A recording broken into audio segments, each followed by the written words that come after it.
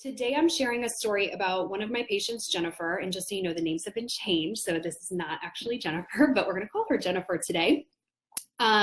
She was experiencing bladder leakage during her workouts. Okay, so just a little bit of a backstory about Jennifer. She was in her early 30s when she came to see me. She had two children who were 6 and 4. She had both children vaginally, so relatively uncomplicated deliveries, very uncomplicated pregnancies. But she had two kids, kind of tore minimally during the deliveries, but healed up pretty well, didn't really have any issues, right, postpartum. So kind of going back to after her first child was born, she didn't have any concerns at that time. Her bladder was fine. It seemed fine. Around 6 months postpartum, she started exercising again because she really wanted to get her body back in shape. So she started with mostly strength training, a little bit of running, kind of dabbling in a whole bunch of different types of workouts. She started noticing leakage happening at that time. So she reported jumping jacks were an issue. Running, she started to leak a little bit with running. And then she started noticing how if she would sneeze or cough, sometimes she would leak a little bit of urine when those things happened. So she tolerated it. She continued to work out. Then got pregnant with her second child, kind of modified things, but told me she kind of kept leaking, especially with cough or sneeze all through the pregnancies. Didn't really work out as intensely, but still noticed some leakage while she was pregnant. Didn't really bother her so bad at that time and didn't do anything about it either. Another relatively uncomplicated pregnancy, delivery, delivered naturally again. And then at about 3 months postpartum, she was really ready to get her body back. So she started exercising. She got a lot more leakage. Her leakage was more frequent. The intensity was more frequent this time. And it actually required her to start wearing pads and panty liners during workouts. So that really bothered her. She also told me that she would avoid wearing light colored pants when she was going to the gym because she would fear that if she leaked bad enough, it would go out to her clothing and then you would see it through her clothing. So she was getting really frustrated. She wasn't able to work out like she wanted to, and then she couldn't wear all the cute leggings that she wanted to, and she was just stuck wearing black, which to her, that was really important to be able to have freedom to wear whatever style leggings she wants, and she couldn't do that. So when she came to me, obviously she came to me with bladder issues as her primary concern. So she had been now 4 years postpartum, so she'd been dealing with bladder leakage for a long time.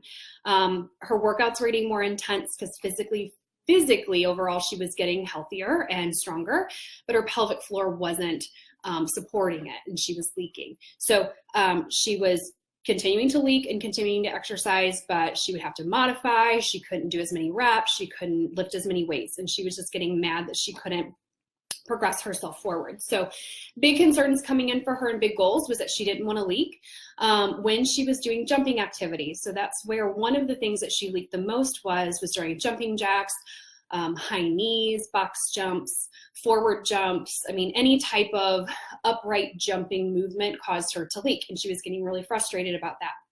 The other thing is that she had started to try back to run again, and she was noticing that she would leak kind of midway through her run and then continue to leak as she was running. So she discontinued running because it was just too frustrating for her, but she really wanted to be able to run.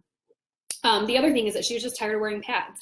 So one of her other goals was to stop wearing pads and not need to rely on those completely. She was still leaking when she was coughing and sneezing too. So those were other things that she was really bothered by. So she had quite a few things that she was leaking with. And all of these things were really getting her down and making her feel really bad about herself, making her feel like she couldn't intensify her workouts and that she was having to really limit her ability to work out because of her bladder. So all good goals to come in with, and all things that we sometimes just tolerate as women. It's very common to have these things happen to us after childbirth, but it is not to be deemed as normal or not to be deemed as something that we just have to deal with. So I was really proud of Jennifer coming in, taking control of her body and getting the help that she needed. So some of the things that I saw, so those were her complaints and a little bit of her story. So when I did my examination, I guess to step back really quick, Jennifer had told me that she had been working on Kegels. So she said, I've been working on Kegels. I don't understand. I'm not getting any better. I'm not getting any better. Okay, so there's a little bit of there I forgot to say. So when I actually assessed her pelvic floor muscles, so the muscles that we Kegel and the muscles that are supposed to stay tight and support our bladder so that we don't leak, those muscles were actually pretty strong. They weren't very weak.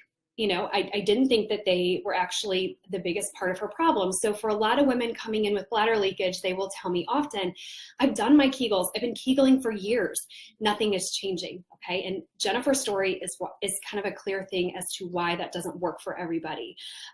So her pelvic floor muscles were actually fine. Okay. As far as their strength, there was no issue with her strength.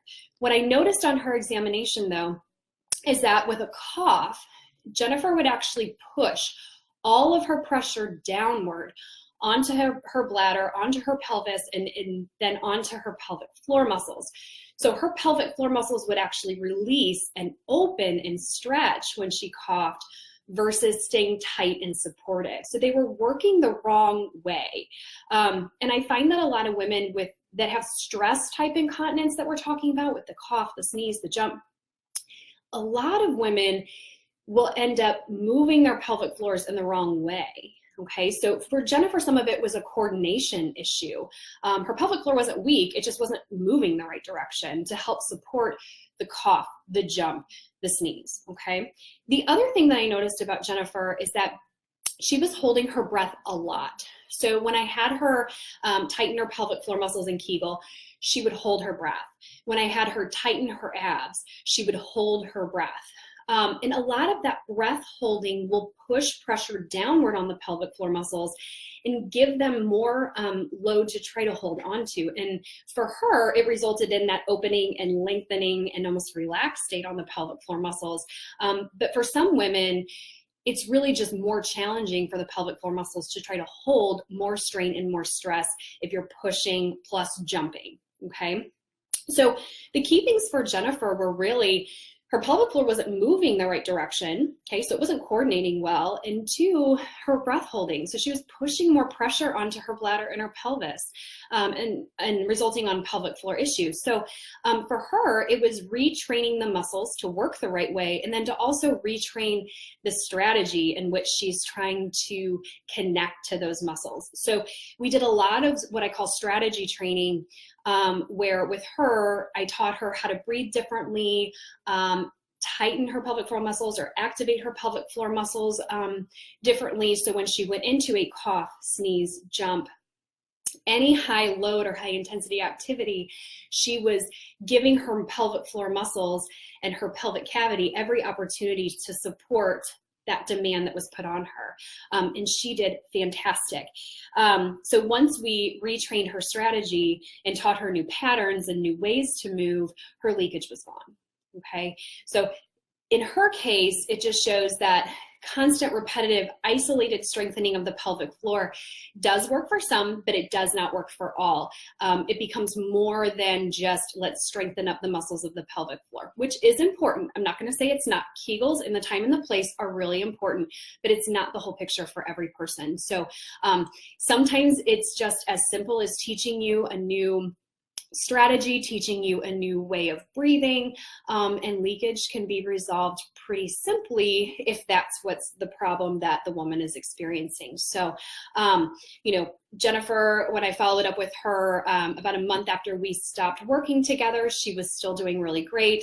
She was still managing her leakage really well, and she was pleased with her overall progress. So happy to help her out and happy to help all of the women that I've helped with bladder leakage issues like hers.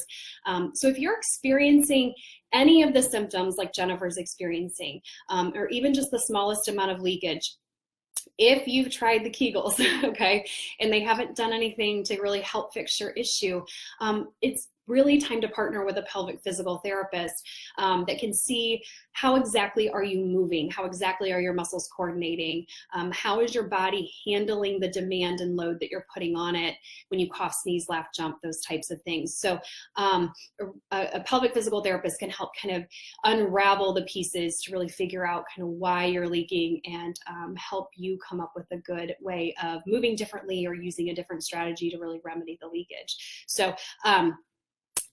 6 months postpartum, 16 years postpartum, doesn't matter how far you are, if you're experiencing bladder leakage because of childbirth, pelvic physical therapy can help.